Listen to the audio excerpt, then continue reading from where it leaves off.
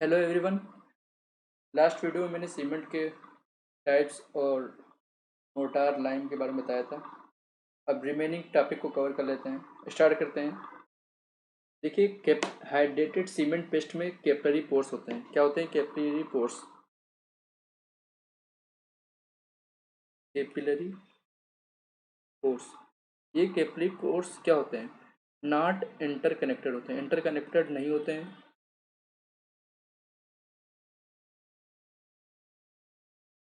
Interconnected नहीं होते हैं but contain some quantity of gel water, लेकिन इसमें जेल वाटर अवेलेबल होते हैं। ओके, कैपिलरी पोर्स में। तो ये पॉइंट हो गया। दूसरा पॉइंट, कंप्रेसिव स्ट्रेंथ। टेस्ट के लिए मैंने कुछ बताया नहीं था। कंप्रेसिव स्ट्रेंथ आप सीमेंट अगर करना हो तो कैसे करते हैं?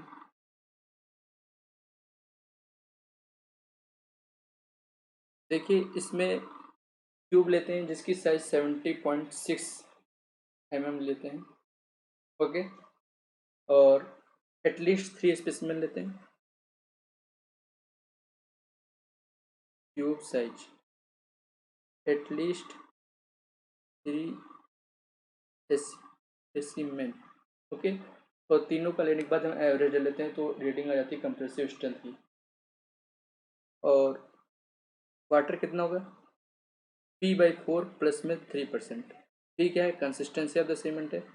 अगर ये टेंसाइल टेस्ट मुझे करना होता तो उसमें हम P/3, let's check, P/5 plus में 2.5%। ओके, ठीक है।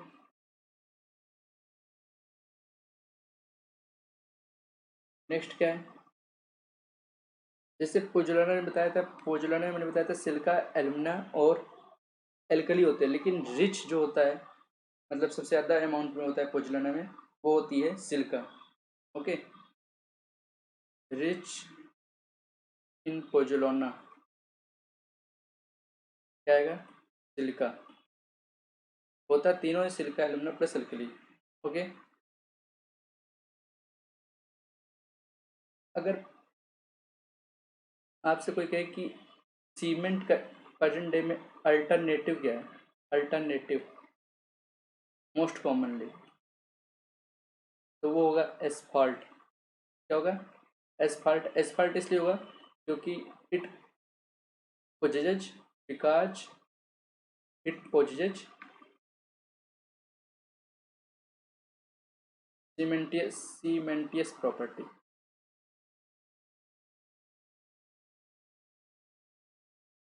सीमेंटियस प्रॉपर्टी। ओके, सीमेंटियस प्रॉपर्टी होता है इसलिए हम एसफॉल्ट यूज करते हैं।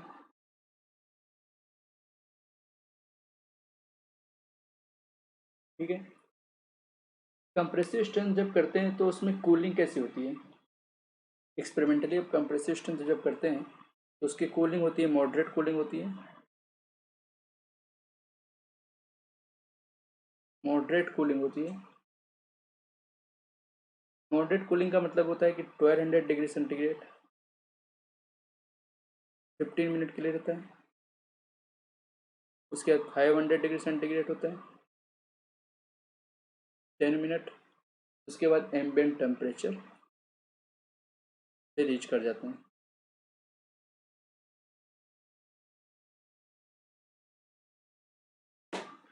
Compressive strength to obtain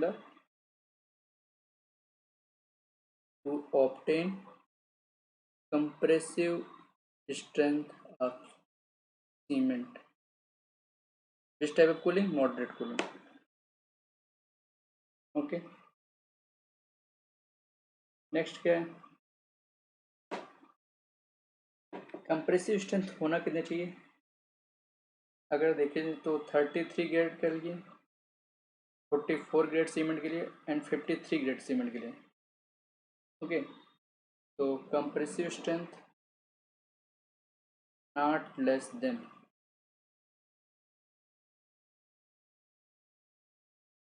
3 days में, 7 डेज में in 28 days.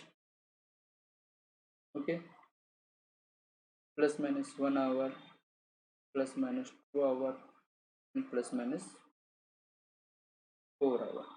तो 33 डेज में 16 हो जाएगा। 33 ग्रेड में 3 डेज में स्ट्रेंथ कितना हो जाएगा? 16 MPa। ये MPa में होगा। 43 ग्रेड का कितना होगा? 43 ग्रेड का होगा 23 MPa। 16, 23, 27, 22, 33, 37। ओके, और 28 डेज में मुझे पता है कि 99% हो जाते हैं। तो 33, 43 and 53 all are in MPa। Compressive strength हो गई 16, 23, 27, 22, 33, 37 और 33, 43, 53।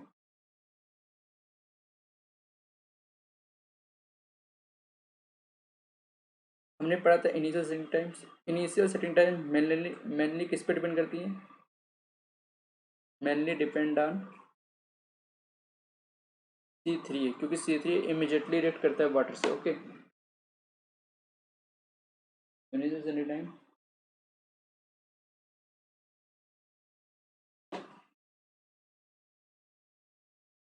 C3 पे डिपेंड करती है। C3s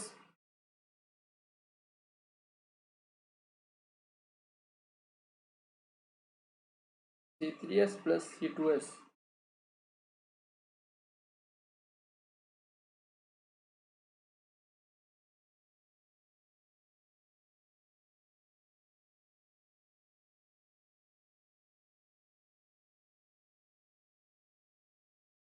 अगर इसको देख ले तो ये टोटल 70% आप कंस्टिट्यूट होता है सीमेंट में। 70% आप कंस्टिट्यूट इन सीमेंट।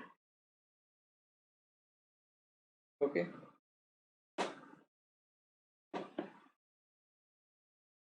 मैंने फाइनेस टेस्ट पढ़ाया था। तो फाइनेस टेस्ट में बताया था कि परसेंटेज रेसिड्यू, फाइनेस टेस्ट में परसेंटेज रेसिड्यू जो सीव टेस्ट था उसमें बताया था परसेंट रेसिड्यू कितना चाहिए। तो OPC में 10 होना चाहिए, 10 से ज़्यादा नहीं होना चाहिए, 10% से ज़्यादा नहीं होना चाहिए। PPC में और रैपिड हार्डनिंग में 5% ज़्यादा नहीं चाहिए। Rapid hardening Portland cement and ये हो जाएगा PPC Portland pozzolana cement. Percentage residue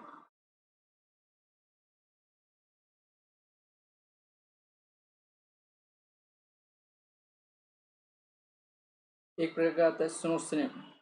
पूछेंगे कि स्नो सेम क्या है? तो स्नो सेम एक आपका कलर्ड सीमेंट है। कैसा सीमेंट है? Coloured cement. ये सब क्वेश्चन SSCJ में प्रीवियस ईयर आ चुका है, इसलिए बता रहा हूँ आपको। देखिए, क्योरिंग करते हैं वाट सीमेंट के लिए, तो जब तो पूछा है कि स्टीम क्योरिंग किसके लिए रिक्वायर्ड नहीं होती है। तो क्या होता है कि जैसे कि रेट ऑफ द डेवलपमेंट होता है जो स्टीम में,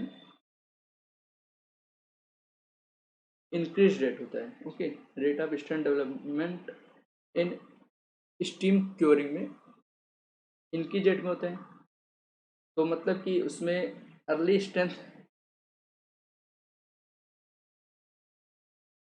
हम जल्दी ऑप्टेन कर लेते हैं। तो रेट ऑफ डेवलपमेंट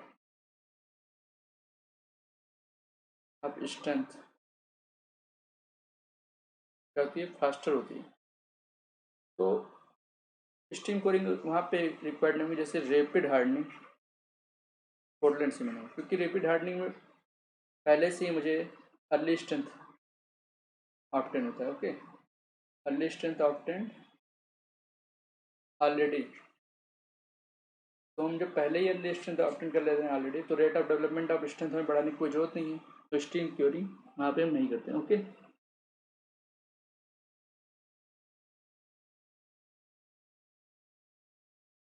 एक बात और याद ये रखिएगा कि फाइननेस बढ़ने से क्या होता है? Rate of development of strength, rate of strength development, ये भी इंक्रीज कर गया अभी। माइनस बढ़ेगा तो rate of development of strength बढ़ जाएगा।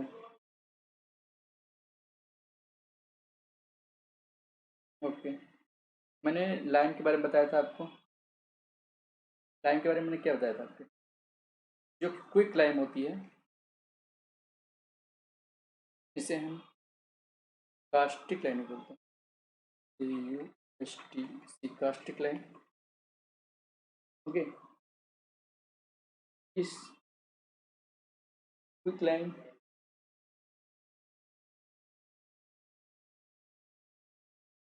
और कास्टिक लाइन जिसमें हम लंप लाइन भी बोलते हैं, इसे वो एक नाम हो जाता है लंप लाइन।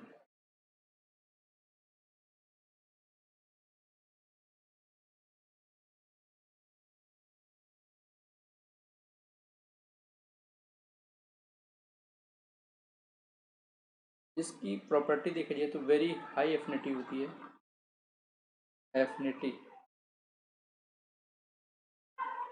एफिनिटी मतलब अट्रैक्शन बोल सकते हैं, और रिएक्टिविटी होती है वाटर के रेस्पेक्ट में।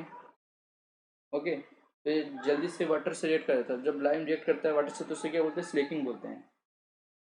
ओके, तो सीओ क्विक लाइन जिसे बोलते हैं, जिसमें 90 से 95% प्योर होता है, प्योरिटी होती है। कास्टिक लाइन, लंप लाइन, तीनों एक ही बात का। ये H2O से रिएक्ट करेगा, बहुत जल्दी इन्फिनिटी होती है, तो CaOH का होल्ड पैच बन जाता है, तो हीट निकलती है। इससे बोलते हैं हम हाइड्रेटेड लाइन, या स्लेकिंग ऑफ लाइन, या milk of line, milk of line, slaked line, या हाइड्रेटेड।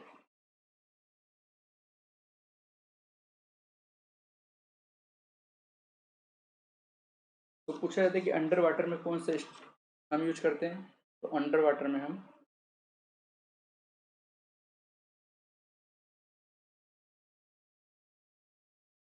अंडर वाटर कंस्ट्रक्शन में हाइड्रोलिक लाइन यूज करते हैं। ओके,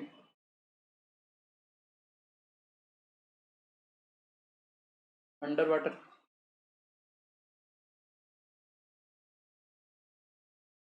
अंडर वाटर कंस्ट्रक्शन हो तो कौन सा लाइन यूज करते हैं, हाइड्रेटेड लाइन, क्या बोल सकते हैं, hydraulic line.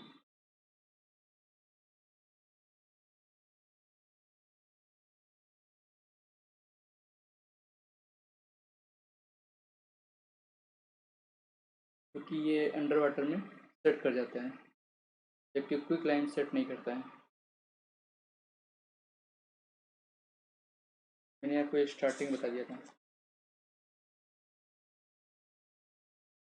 Head line under water set नहीं करता है, हाइड्रोलिक लाइन सेट करता है, इसलिए हाइड्रोलिक लाइन को हम यूज करते हैं।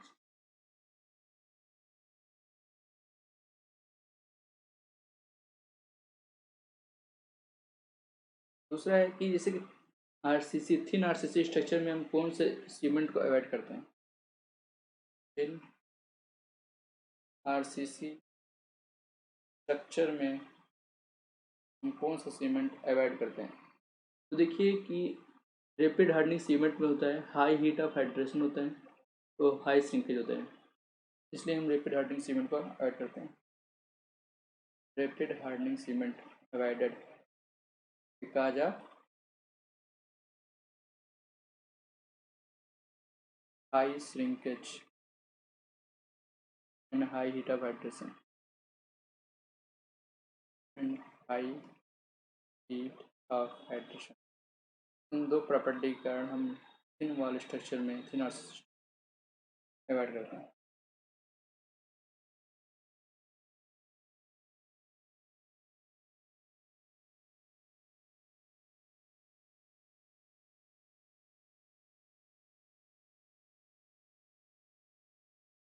नेक्स्ट, नेक्स्ट क्या है,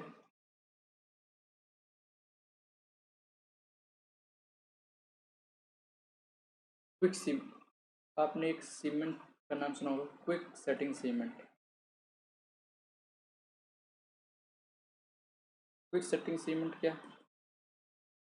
देखिए, जैसे अगर हम ऑर्डिनरी पोर्टलैंड सीमेंट में जिप्सम की क्वांटिटी कम कर दें या रिड्यूस कर दें, जिप्सम जिप्सम क्या होता है, रिटार्डर के तो होते हैं, इसको रिड्यूस कर दें तो हमें जो सीमेंट होगा वो क्विक सेटिंग सीमेंट मिलेगा। क्योंकि सीमेंट क्या करता है, इस सेटिंग प्रोसेस को स्लो कर देता है, जिसके कारण टाइम ऑफ सेटिंग बढ़ जाती है। तो जिप्सम को मैंने रिड्यूस किया तो सेटिंग प्रोसेस जल्दी हो जाती है, क्विक सेटिंग सीमेंट हो जाता है। इसलिए इसका इनिशियल सेटिंग टाइम जो होती है IST जो होता है वो 5 मिनट हो जाता है, जबकि OPC का कितना होता है, 30 मिनट होता है। और final setting time 10 hour OPC का होता है, इसका हो जाएगा 30 मिनट जिप्सम को कम करने से।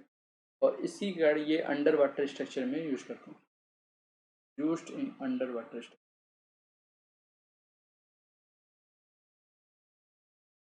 अंडर वाटर कंस्ट्रक्शन या रेन वाटर हो, वहाँ पे रेनिंग हो रही है तो क्या समझ में आया? लाइम में अंडर वाटर को यूज करना हो तो हम हाइड्रोलिक लाइम यूज करते हैं और क्विक सेटिंग सीमेंट को यूज करते हैं अंडर वाटर कंस्ट्रक्शन में। ओके,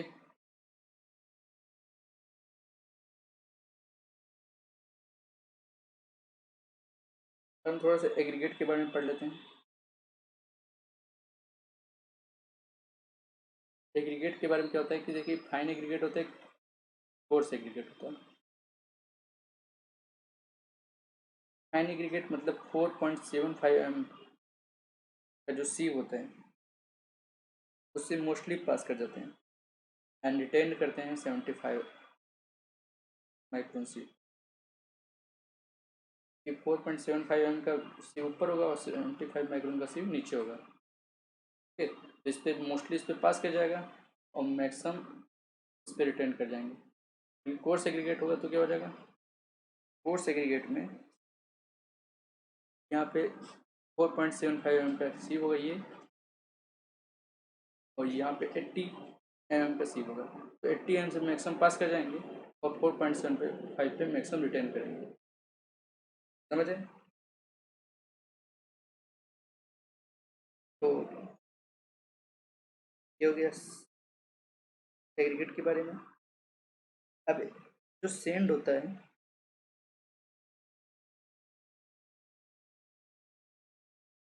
ये 3 प्रकार के होते हैं। कौन कौन सा होता है? एक होता है रिवर सेंड, एक होता है पिट सेंड, एक होता है सी सेंड।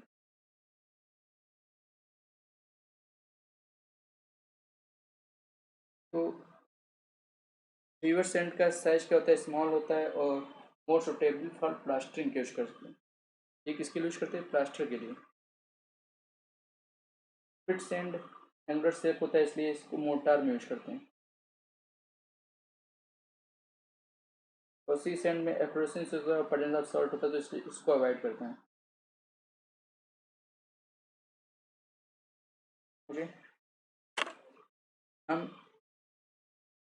BIS ने रिकमेंडेड किया है कि जनरली कौन सा यूज करें, किस प्रकार का सेंड का यूज करें, इन्नोर सेंड। इन्नोर क्या है, इन्नोर एक चेन्नई में प्लेस है, ओके, उस वाले सेंड को यूज करना चाहिए, BIS ने रिकमेंड किया है।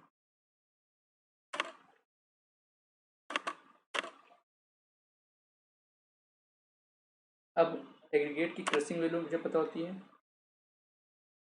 और एग्रीगेट की इम्पैक्ट वैल्यू। तो क्रसिंग स्ट्रेंथ मैंने पहले ही बता दिया था कि 100 MPa से अधिक होना चाहिए, फर्स्ट लेक्चर में बताया था।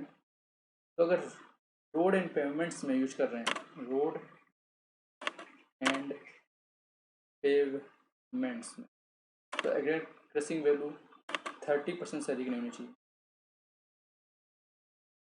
एंड अदर स्ट्रक्चर वर्क में यूज कर रहे हैं तो अदर स्ट्रक्चर वर्क में यूज कर रहे हैं तो 45% से अधिक। ये एग्रीगेट इम्पैक्ट वैल्यू के लिए भी एप्लीकेबल है, एग्रीगेट क्रसिंग वैल्यू के लिए। रोड एंड पेवमेंट्स में 30% से अधिक होनी चाहिए, अदर स्ट्रक्चर में 45% से अधिक। आपने सुना होगा bulking of the send, bulking of sand. तो सेंट तो आपको कोर्स सेंट और फाइन सेंट दो कर देते हैं। बल्किंग ऑफ सेंट कैसे होता है बताता हूँ अभी। मॉइस्चर कंटेंट इधर होता है, मॉइस्चर कंटेंट,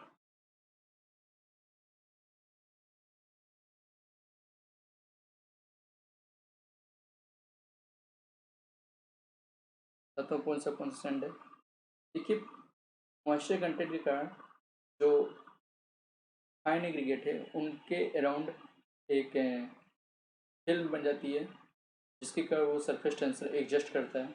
और ऐसे मॉइस्चर को हम बोलते हैं एडहीर्ड मॉइस्चर। क्या बोलते हैं? एडहीर्ड मॉइस्चर बोलते हैं, जो फाइन एग्रीगेट के अराउंड में एक फिल्म लेयर बनाए थे, जो कि सरफेस टेंसर एडजस्ट करते हैं एक दूसरे पे, जिसके कारण पार्टिकल क्या होते हैं, एक दूसरे से दूर भागने लगते हैं। ये फाइन एग्रीगेट की बात कर रहा हूँ। और इस प्रकार से जो एग्रीगेट होती है उसकी वॉल्यूम बढ़ जाती है। कोर्स एग्रीगेट में ये नहीं होता, ये सिर्फ फाइन एग्रीगेट में होता है। Bulking of sand occur only in fine aggregate, coarse aggregate में नहीं होता।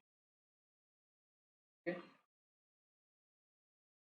तो जब वैल्यूम बैचिंग करते हैं तो bulking of plays, bulking of sand very important है, very important while volume batching, ये याद रखिए। बल्किंग ऑफ सैंड कब इंपॉर्टेंट है? जब वैल्यूम बैचिंग करते हैं। जो वैल्यूम बैचिंग अवॉइड करते हैं और वेट बैचिंग करते हैं। तो फाइननेस बढ़ने पर जैसे जैसे फाइननेस बढ़ती है वैसे वैसे बल्किंग बढ़ती है। ठीक, देखेंगे bulking will increase with the fineness. तो हमें पता है कि फाइन एग्रीगेट में होता है और सेकेंड में नेग्लिजिबल होता है। तो फाइननेस बढ़ती है तो फाइन सेंड में क्या होगा? ज़्यादा होगा बल्किंग। इसके बाद मीडियम सेंड, इसके बाद कोर्स सेंड। तो ये बल्किंग किसका ज़्यादा? ये हो जाएगा आपका फाइन सेंड का, तो ये कोर्स सेंड का हो जाएगा, ये फाइन सेंड का हो जाएगा।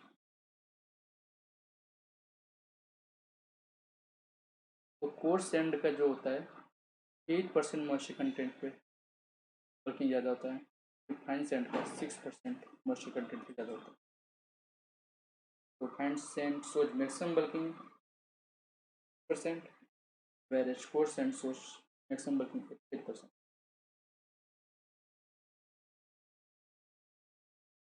यहाँ पे एक फार्मूला भी निकल के आता है कि फाइननेस मॉडुलस क्या होगा। Fineness modulus,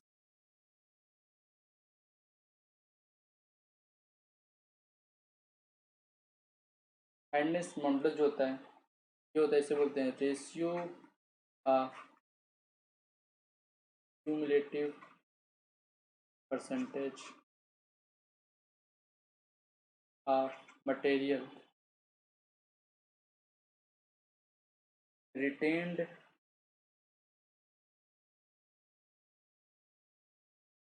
on each sieve one में 100। तो क्यूमुलेटिव पहले जो वेट दिया होगा, ठीक है, परसेंटेज वेट रिटेंड होगा, उसके बाद उसका हम क्यूमुलेटिव निकालेंगे। क्यूमुलेटिव के बाद हम क्या करेंगे? क्यूमुलेटिव परसेंटेज निकालेंगे। क्यूमुलेटिव परसेंटेज जानते हैं कैसे निकालना होगा ना? वाले को ले लेंगे, उसके बाद टोटल को, टोटल से लगेंगे क्यूमुलेटिव परसेंटेज आएगा। तो उस क्यूमुलेटिव परसेंटेज को ऐड करेंगे सबको, उसको डिवाइड फिर 100 से डिवाइड कर देंगे तो फाइनेंस मॉडल आ जाएगा। वही लिखा है cumulative percentage of material retain on each sieve 1 में 100। अब फाइन सेंड के लिए जो फाइनेंस मॉडल्स है कितना होगा? मीडियम के लिए कितना होगा? Medium sand, sand and coarse sand, इन तीनों के लिए फाइनेंस मॉडल्स होता है। फाइन सेंड के लिए 2.2 से 2.6, फिर 2.6 से 2.9 ये मीडियम के लिए, और 2.9 से 3.2। तो BIS ने रिकमेंड किया है फाइनेंस मॉडल्स 30.2 से अधिक नहीं होनी चाहिए। और मीडियम सैंड, कौन सा सैंड यूज करना चाहिए जल्दी? मीडियम सैंड आप जोन सेकंड, ये यूज करना चाहिए। और ग्रेडिंग के लिए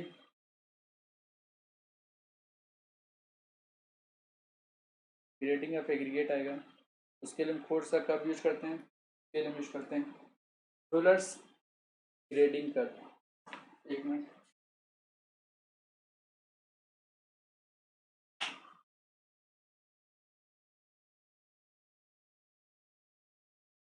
कौन सा कर्व यूज करते हैं? फ्यूलर्स ग्रेडिंग कर्व यूज करते हैं।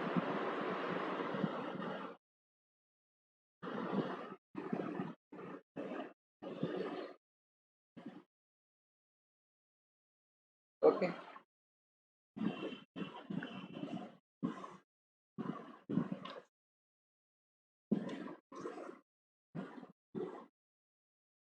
अब नेक्स्ट टॉपिक जो है आपको बताता हूँ कि कौन कौन सा यूज होते हैं।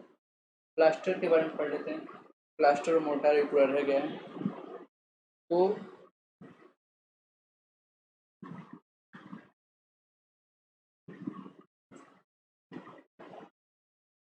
अगर दिया लाइम सीमेंट मोट प्लास्टर दे रखा है, लाइम सीमेंट प्लास्टर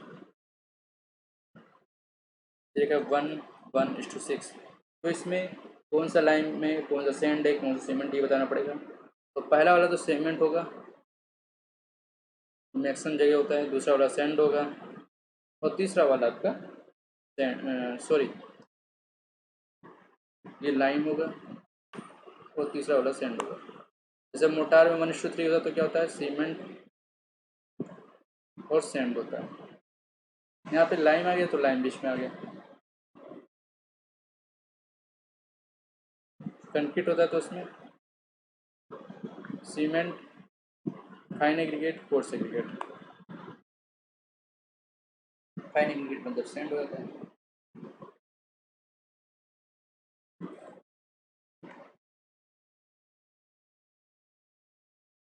ओके, तो प्लास्टर में बता रहे हैं, एक मिनट लगेगी। कौन कौन से प्लास्टर आते हैं?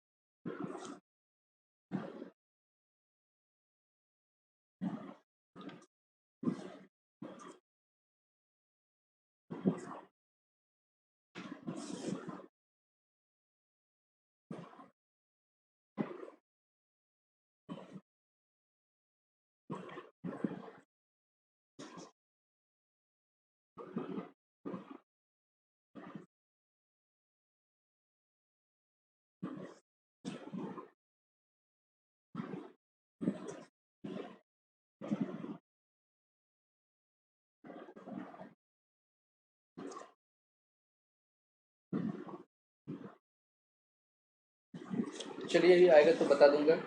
स्टार्ट करते हैं दूसरे टॉपिक। जैसे हम स्टोर करते हैं सीमेंट को, तो स्टोरेज के कुछ रिकमेंडेशन है, उसको पढ़ लेते हैं।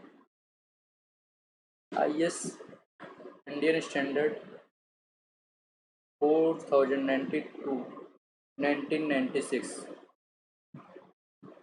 इसके कुछ रिकमेंडेशन है। Recommendation are storage of cement, कैसे कैसे रखना है। पहला ये है कि सीमेंट बैग को क्या करना है? वुडन पाइल्स पे स्टोर करना है। कौन सा पाइल होगा? वुडन पाइल्स होगा। ओके, और ये 150 से 200 mm एबव द फ्लोर होगा।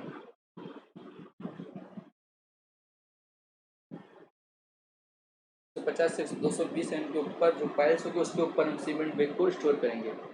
तो एक्सटीरियर वॉल, दूसरा रिकमेंडेशन ये है कि एक्सटीरियर वॉल से डिस्टेंस कितना होगा, एक्सटीरियर वॉल से डिस्टेंस इसका 600 mm होगा। इस पाइल्स जो सीमेंट बैग को स्टोर करेंगे तो 600 mm दूरी पर होगा। और सीमेंट बैग को हम एक दूसरे के बहुत क्लोज रखेंगे जिससे कारण एयर सर्कुलेशन अवॉइड करेंगे। तो avoid circulation, air circulation, okay. और हाइट ऑफ द स्टेक कितना होगा, सीमेंट बैग का स्टोर करेंगे तो उसका हाइट 10 मीटर से ज़्यादा नहीं होना चाहिए और विड्थ 3 मीटर से ज़्यादा नहीं होना चाहिए, ओके। हाइट और विड्थ 3 मीटर से ज़्यादा नहीं होना चाहिए। अगर ऐसा होगा तो लंपिंग हो जाती है, जिसके कारण प्रेशर के कारण क्या होती है, लंपिंग होने लगती है, ओके। लोअर बैक पे प्रेशर बनने लगता है, कॉम्प्रेशन प्रेशर, जिसके कारण लंपिंग होने लगती है। To avoid lump formation on lower bed due to compaction pressure.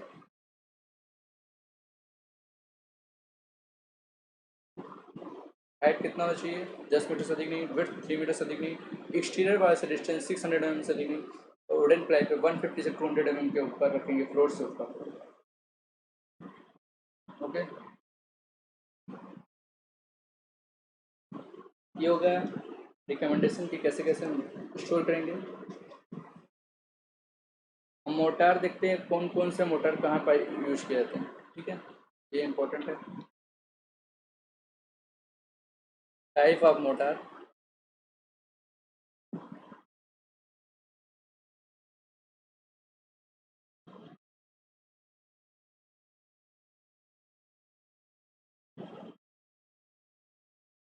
तो पहले पढ़ लेते हैं कि मोटार कौन कौन से वैरायटी होते हैं, उसके बाद पढ़ते हैं कौन कौन से मोटर कहाँ कहाँ यूज करते हैं, ओके।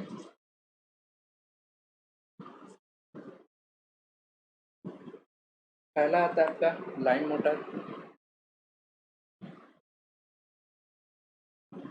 लाइन मोटर, दूसरा आता है आपका सीमेंट मोटर, तीसरा आता है आपका जिप्सम,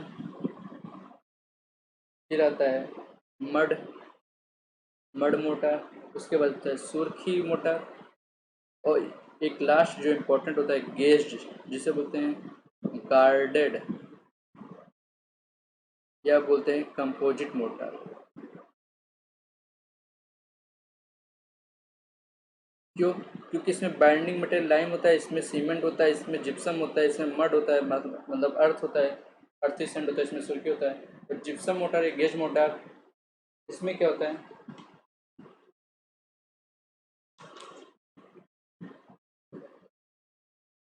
ओके। लाइम मोटर में लाइम और हेड लाइन दोनों हो सकता है, ठीक है। लाइम मोटर में लाइम, हेड हेड लाइन और हाइड्रोलिक लाइन दोनों हो सकता है। अब गेज मोटर या लाइम, इसे बोलते हैं कंपोजिट या गार्डेड, इसमें लाइम और सीमेंट दोनों होता है, लाइम सीमेंट दोनों होता है, इसलिए लाइम सीमेंट मोटर बोलते हैं सही, या कंपोजिट मोटर बोलते हैं। इसकी प्रॉपर्टी ये होती है कि इकोनॉमिकल होता है, ओके, इकोनॉमिकल होता है, और साथ में ये स्ट्रॉन्ग भी होता है, स्ट्रॉन्ग एंड डेंस, ओके। सुर्खी मतलब पॉइजनिक मटेरियल हो जाएगा आपका, और मड मटार में मतलब हम क्ले यूज करेंगे, इसमें क्ले यूज होगा, ओके।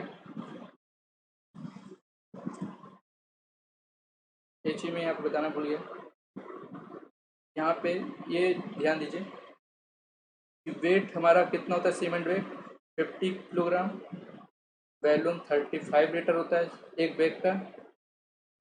हाइट मैंने बता दिया,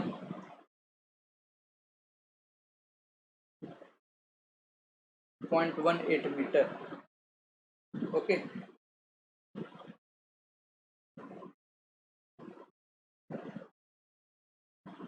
जो सीमेंट बैग है, सीमेंट बैग की हाइट कितनी होगी? 0.18 मीटर होगी,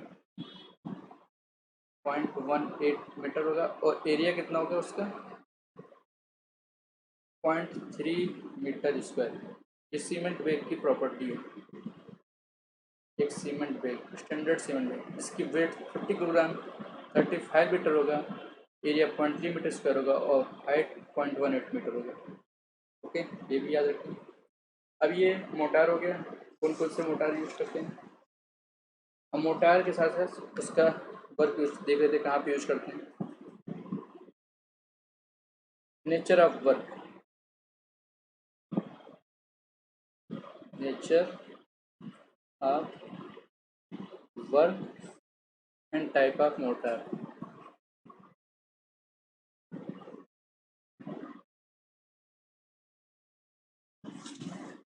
अगर वाटर लॉग्ड एरिया है, ठीक, जैसा area water logged area, okay, तो वहाँ पे सीमेंट या लाइम मोटर कोई भी यूज कर सकते हैं। सीमेंट और लाइम मोटर ऑफ क्लास ए, कौन से क्लास का? क्लास ए होगा। और उसका प्रोपोर्शन देखें तो 1:3 होगा। दूसरा, पीपीसी या सीमेंट कंक्रीट रोड में पीपीसी और सीमेंट कंक्रीट रोड्स, यहाँ पे हम कौन सा यूज करेंगे? यहाँ पे सीमेंट मोटार यूज करेंगे। प्रोपोर्शन क्या हो जाएगा? 1:2। तीसरा है आपका आरसीसी वर्क में, सच एज लिंटल्स, पिलर्स में या स्लेब में, वहाँ पे हम कंक्रीट मोटार यूज करेंगे, सीमेंट मोटार यूज करेंगे।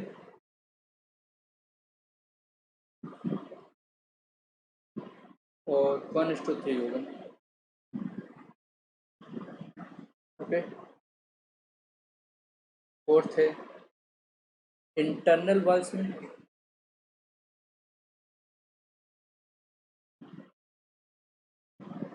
वहाँ पे लाइम सीमेंट मोटार यूज करेंगे। कौन सा मोटार यूज करेंगे? लाइम सीमेंट मोटार, मतलब कंपोजिट मोटार। प्रोपोर्शन 1:3 हो जाएगा। पार्टीशन वाल आएगा तो पार्टीशन वाल एंड पेरापेट, जो बालकोनी वाला होता है, वहाँ पे सीमेंट मोटार यूज करेंगे 1:3 का, और लाइम मोटार यूज करेंगे, इसका प्रोपोर्शन होगा 1:1। फोर्थ, सिक्स आ जाएगा आपको प्लास्टर वर्क में। प्लास्टर वर्क में हम यूज करेंगे सीमेंट मोटार 1:1 से लेके 1:2 प्रोपोर्शन यूज कर सकते हैं। लास्ट आपको बताता हूँ रिइंफोर्स्ड ब्रिक वर्क में। रिइंफोर्स्ड ब्रिक वर्क, यहाँ पे हम यूज करेंगे सीमेंट मोटर 1:3 प्रोपोर्शन का। ओके, नेचर ऑफ वर्क और टाइप ऑफ मोटर हो गया।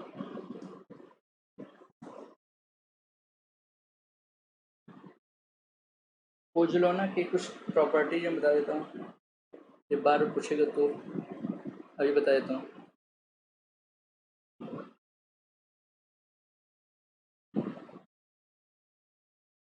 प्रॉपर्टीज ये है कि इम्प्रूव्ड वर्केबिलिटी, वर्केबिलिटी क्या हो जाती है? इम्प्रूव हो जाती है, इंक्रीज कर जाती है। ओके, और साथ में इम्प्रूव्ड रेजिस्टेंस टू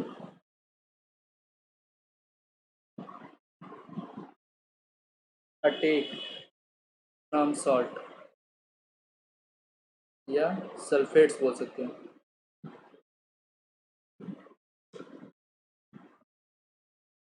तो resistant to attack of salt and sulphate होता है।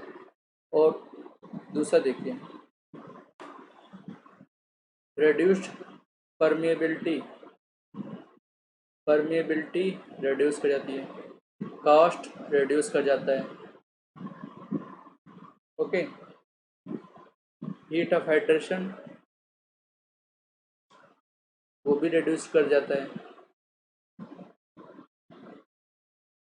थर्मल श्रिंकेज या बोल सकते हो श्रिंकेज, ब्लीडिंग,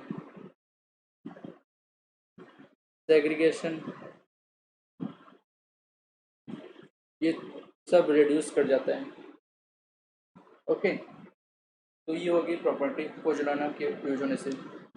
और एक चीज़ बता दो, इसका यूज सी वाटर में ज़्यादा यूज करते हैं, सी वाटर कंस्ट्रक्शन में। सी वाटर कंस्ट्रक्शन जहाँ हो रही हो वहाँ पे पोज़ोलाना का यूज करते हैं। ओके,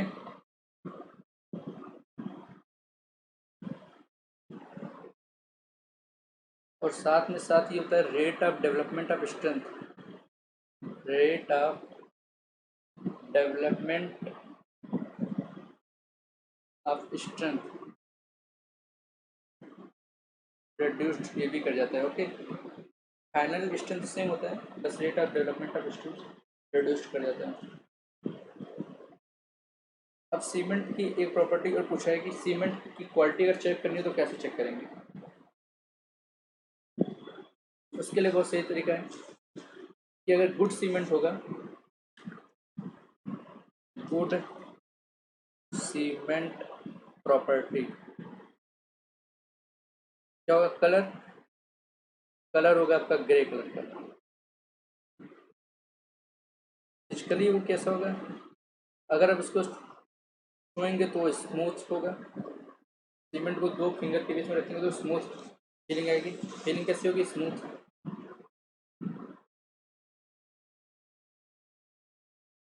उसके बाद अगर सीमेंट बैग में आपका हैंड, हाथ अगर डालेंगे तो कूल कूल फीलिंग आएगी आपको, ठंडा ठंडा लगेगा। अगर इन सीमेंट बैग, इन सीमेंट बैग लंप नहीं होगा, उसमें लंप नहीं होगा। और अगर उसका सीमेंट पेस्ट बनाते हैं तो वो फिंगर्स में स्टिक कर जाएगा, stick in finger of cement paste. और एक चीज़ और बता दूँ, अगर सीमेंट को थोड़े से अमाउंट का सीमेंट को, small quantity of cement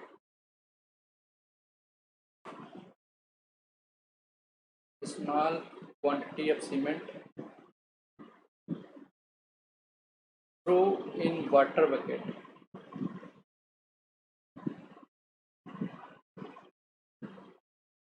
it will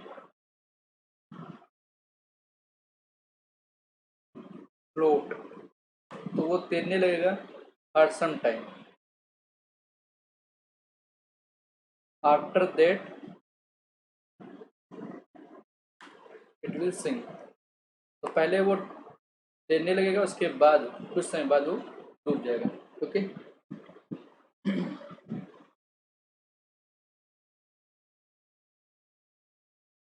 ठीक है।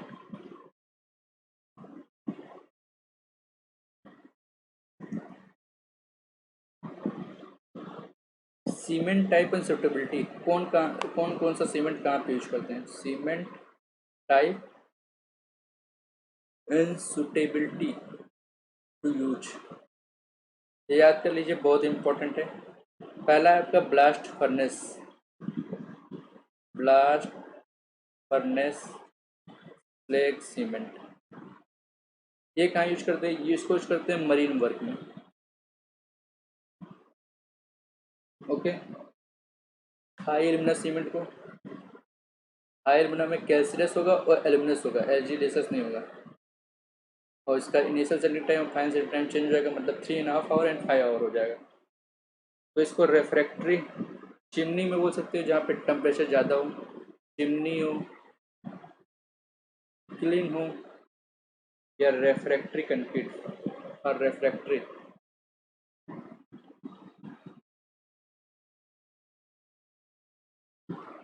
वहाँ पे यूज करते हैं।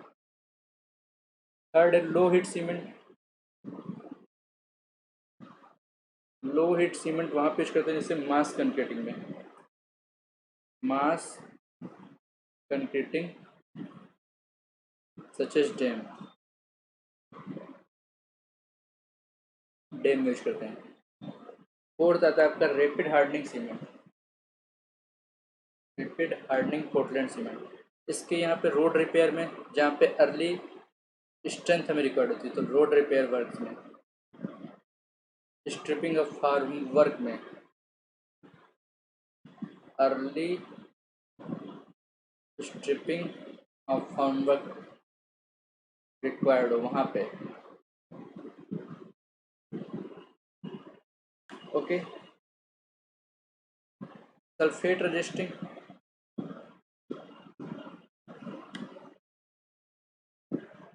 सल्फेट रजिस्टिंग सीमेंट उसका यूज करते हैं जो भी स्ट्रक्चर है sea water structure, sea water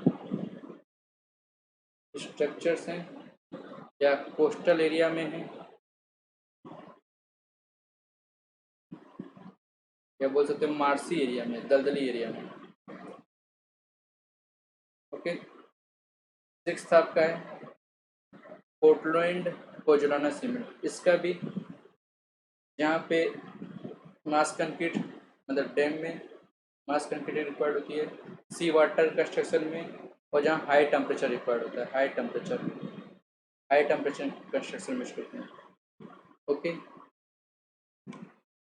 quick setting cement की बात करें तो मैंने बताया था quick setting cement under water structure के लिए, अंडर वाटर स्ट्रक्चर के लिए या कंक्रीटिंग के लिए। वाइट सीमेंट का यूज कहाँ करते हैं, ये यूज करते हैं फ्लोर वर्क में, प्लास्टरिंग में, ओके, ऑर्नामेंटल वर्क में।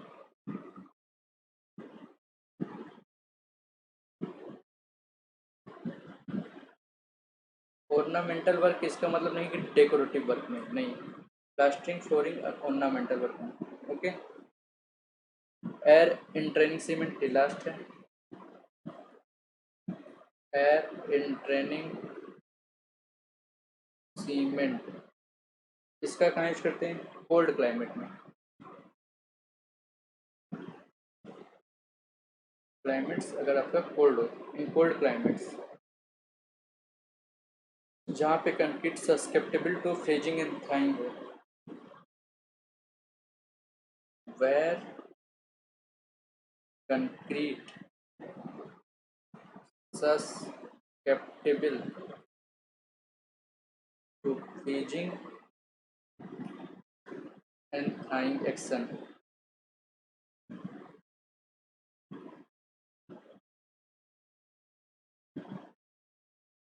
ओके,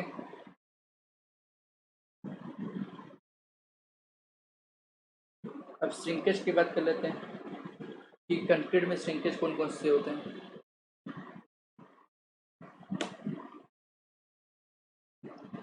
तो श्रिंकेज होती है, shrinkage of concrete, okay, cement concrete. तो श्रिंकेज डिपेंड करती है कि amount of addition water, amount of added water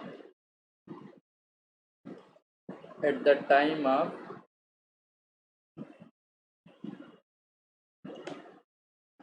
mixing of concrete, तो कितना वाटर ऐड करते हैं at that time of mixing उस पर डिपेंड करती है। और श्रिंकेज आपकी होती है प्लास्टिक श्रिंकेज। प्लास्टिक श्रिंकेज का क्या मतलब है, प्लास्टिक श्रिंकेज की होती है जो कि loss of due to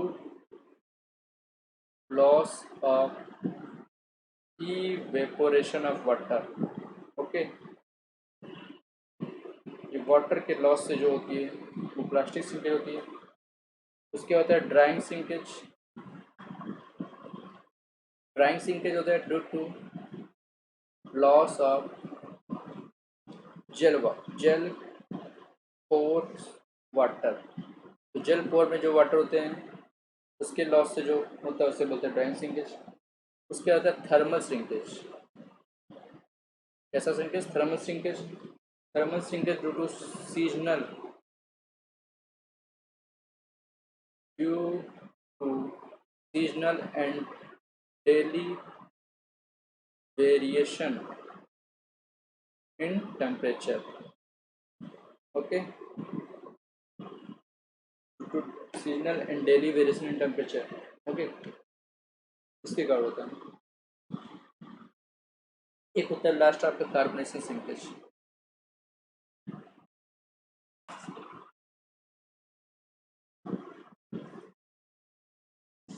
carbonation के कारण क्या होती है? Strength and permeability increase. Strength जो होती है इंक्रीज कर जाती है और परमेबिलिटी जो होती है वो रिड्यूस कर जाती है। ओके, नेक्स्ट टॉपिक क्या है? नेक्स्ट टॉपिक आपको बताता हूँ।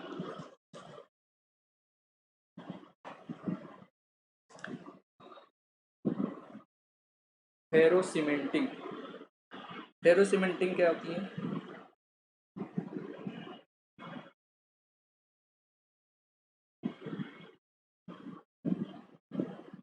फेरोसीमेंटिंग कुछ नहीं होता, जैसे कि कोई ये सीमेंट होता है विद अर्थ, विद रेनफोर्स होता है। तो इसमें स्टील यूज करते हैं या एक मेश बनाते हैं जो कि किसी भी शेप हो सकता है, mesh of any shape. Okay, किसी भी प्रकार के शेप हो सकते हैं।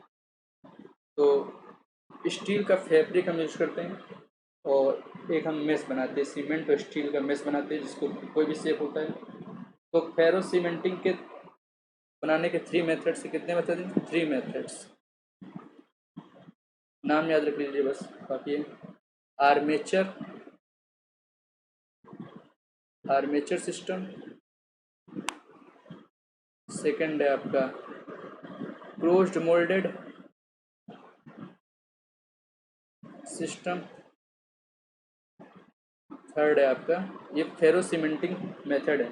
3 methods to create ferro cementing integrated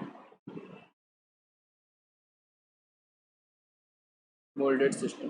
okay, अब फेरो सीमेंटिंग की कुछ प्रॉपर्टी भी होंगी। अगर बनाया है तो कुछ फायदा होगा तभी तो बनाया होगा। तो क्या फायदा है कि जो इसकी प्रॉपर्टी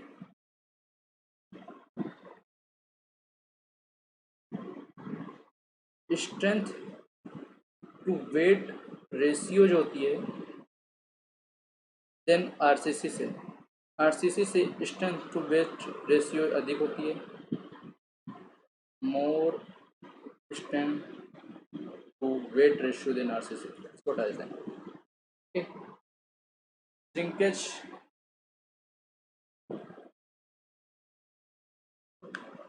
वेट लेस होता है,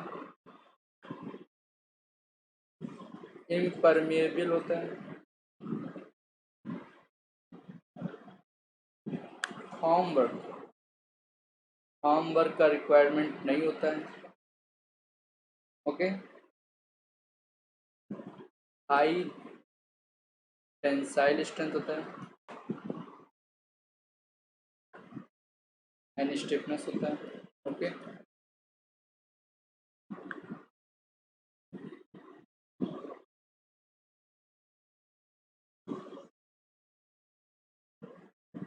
ठीक है।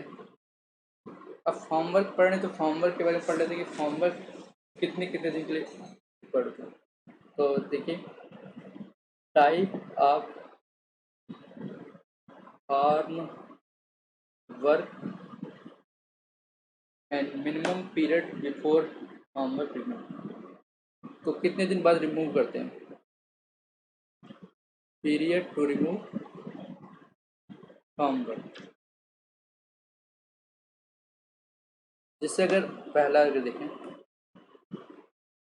कोई वर्टिकल फॉर्मवर्क, जैसे वर्टिकल फॉर्मवर्क जिसे हम कॉलम में यूज करते हैं, okay, to column, vertical formwork to columns, या वॉल्स में या बीम्स में, जो भी vertical formwork column wall beam में यूज करते हैं, उसको अंडर 24 आवर में हमें रिमूव कर देना होता है, okay. Software formwork to slab, software formwork to slab, okay.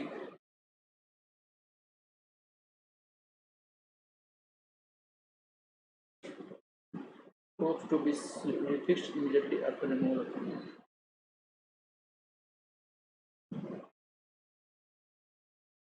ये होता है 3 days,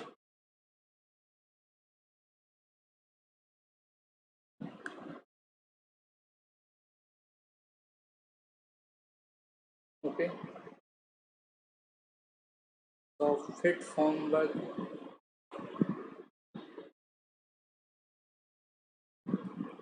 टू बीम 7 days। यहाँ पे प्रॉप्स जो होते हैं लेफ्ट अंडर, मतलब यहाँ पे छोड़ दिए गए props, props left under, okay. Fourth fourth आपका props to slab, props to slab, और अगर स्लेब की जो स्पॉन लेंथ है,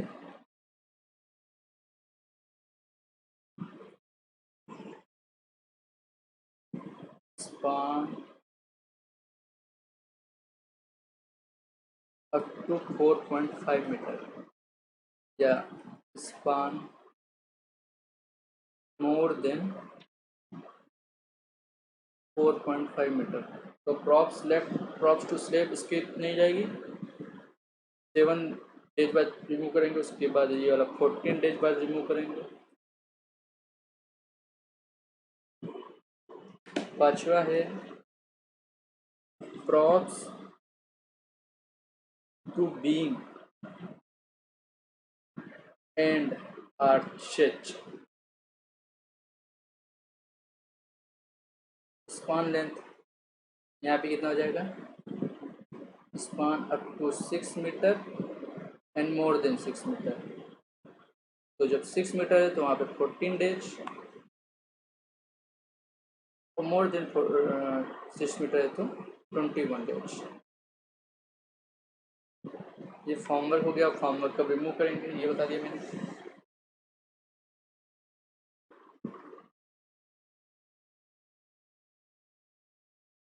और जब प्लास्टर करते हैं कुछ डिफिनेशन पे याद कर लेते हैं। पैरागेटिंग क्या होती है? पैरागेटिंग, पैरागेटिंग का मतलब होता है water proof plastering, water proof plastering on wall, इसे बोलते हैं पैरागेटिंग। दूसरा प्री कास्टिंग, प्री कास्ट तो आप समझ आए, casting of concrete object,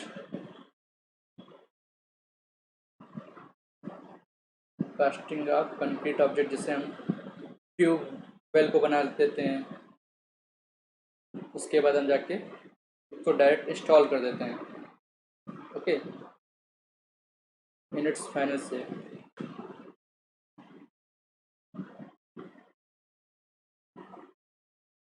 before installing, तो उसको फाइनल से में बना लिया, उसके बाद हम उसको इंस्टॉल करते हैं जहाँ पे ले जाकर करना होता है। पोर्टिंग, पोर्टिंग का मतलब होता है मेथड, ये method of injecting epoxy, epoxy को इंजेक्ट करना इन गेल in gap of crack. Okay, method of injecting epoxy in crack वो होता है porting. पॉलिशिंग, पॉलिशिंग क्या होती है? जैसे हम प्लास्टरिंग कर लिए हैं या फ्लोर को हमने सीमेंटिंग कर दिया तो उसके बाद उसको मैकेनिकल ग्राइंडिंग करना, मैकेनिकल ग्राइंडिंग.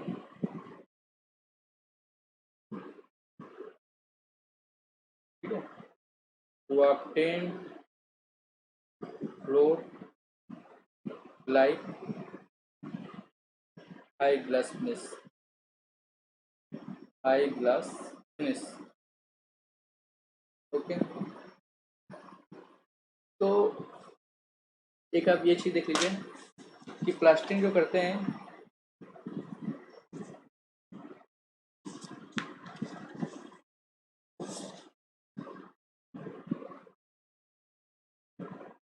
अगर वुड एंड मेटल सरफेस है, वुड एंड मेटल सरफेस है,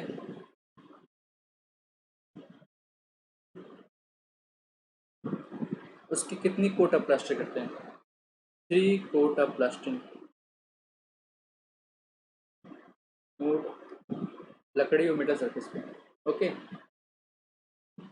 स्टोन एंड ब्रिक मेसनरी में, स्टोन एंड ब्रिक मेसनरी में कितनी कोट ऑफ प्लास्टरिंग करते हैं? इसमें 2 कोट ऑफ प्लास्टरिंग करते हैं. ओके,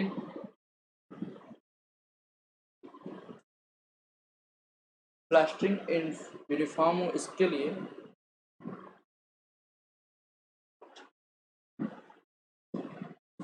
सबसे पहले सिंगल, 2 और 3 कोट ऑफ प्लास्ट जो कोट करते हैं उसमें देख लेते हैं कि first coat is under coat होता है. The first coat is under coat of thickness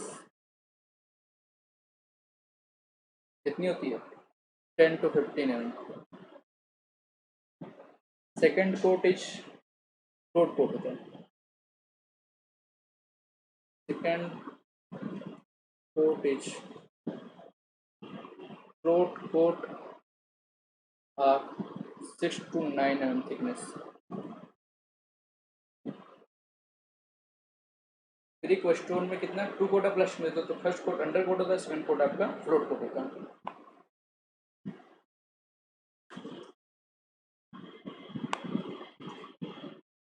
bull mark, bull mark क्या है? Bull mark is used to ensure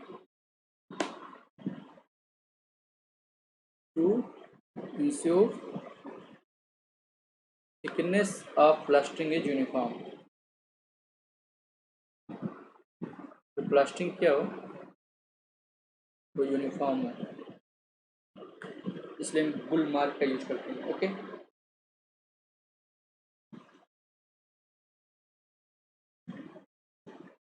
हमने एक चीज़, मुझे एक चीज़ बताना था कि सीमेंट के इंग्रेडिएंट में हम सब चीज़ पढ़ चुके हैं. एक आता है सल्फर ट्राइऑक्साइड, उसका भी यूज करते हैं, तो उसकी क्वांटिटी होती है 1 से 3%. जैसे सिलिका की होती है 17 से 16 से 25, लाइम की होती है 60 से 65. इसी प्रकार सल्फर ट्राइऑक्साइड की 1 से 3% इन सीमेंट इंग्रेडिएंट्स. ओके, ये SSC जेई में पूछा गया है.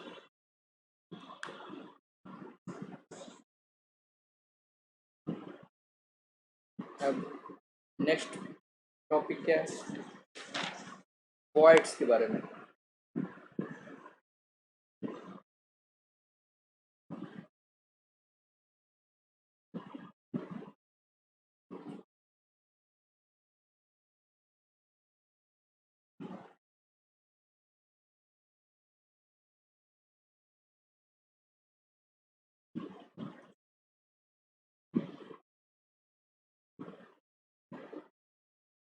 In Voigt's method of determining the quantity of cement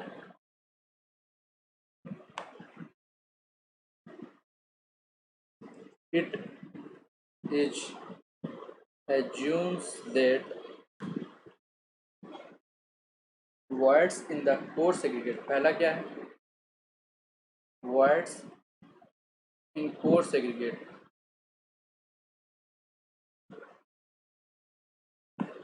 are filled with fine aggregate. Okay, तो कोर सेग्रीगेट में वाइड्स होते हैं, फाइन एग्रीगेट से फिल्ड होते हैं। Voids in fine aggregate are filled with cement paste. इसी प्रकार क्या हो जाएगा, अगर देखें तो वॉल्यूम ऑफ फाइन एग्रीगेट क्या हो जाएगा, जो हो जाएगा volume of wides in core segregate, क्योंकि कोर सेग्रीगेट का वाइड्स क्या होते हैं, वॉल्यूम ऑफ फाइन एग्रीगेट से भरे होते हैं। वॉल्यूम ऑफ फाइन एग्रीगेट ये हो जाएगा volume of the wides in core segregate plus में 10% एक्स्ट्रा। अगर सेकंड डेफिनेशन से देखें तो वॉल्यूम ऑफ सीमेंट पेस्ट क्या हो जाएगा, सेकंड डेफिनेशन से देखें तो volume of cement paste, okay, volume of cement paste हो जाएगा, या वॉल्यूम ऑफ, इसको हटा दो,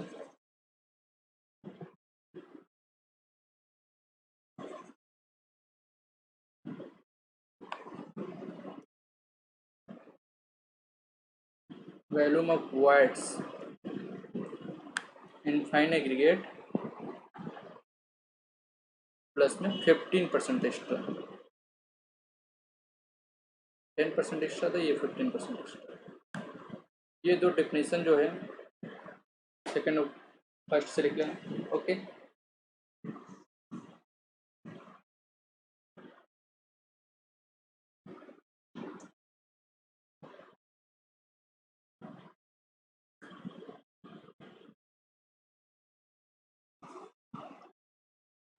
कुछ और चीज़ें, एडमिक्सचर क्या होता है, इसको हम डिटेल में बताएंगे, लेकिन इससे पहले थोड़ा सा बता देते हैं कि एक मटेरियल होते हैं, material other than fine aggregate water and cement used as a ingredient, material other than water aggregate और cement used as ingredients in concrete or mortar to control setting, okay, and early hardening। Early hardening हो जाए, setting जल्दी ना हो जाए, and workability,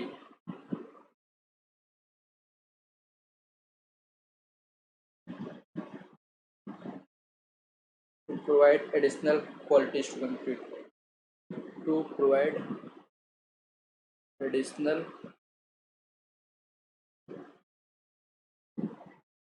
qualities to concrete, okay. तो binding material को हम बोलते हैं मैट्रिक्स।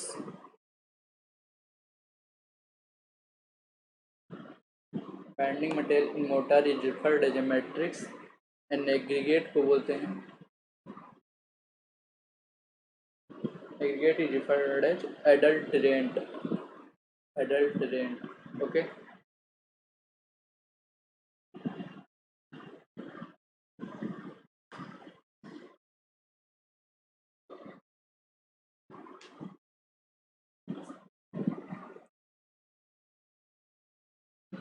थैंक यू, आगे हम टेस्ट सीरीज कंटिन्यू करेंगे। Thank you so much. अगर इस चैनल की वीडियो को पसंद आए तो प्लीज़ लाइक करें, सब्सक्राइब करें और इसके बाद टेस्ट सीरीज लगाएंगे। सीमेंट के बारे में जो पढ़ना था पढ़ लिया मैंने, सीमेंट लाइव मोटर के बारे में। अब टेस्ट सीरीज लगाएंगे, करीब 200 क्वेश्चन होंगे उसमें।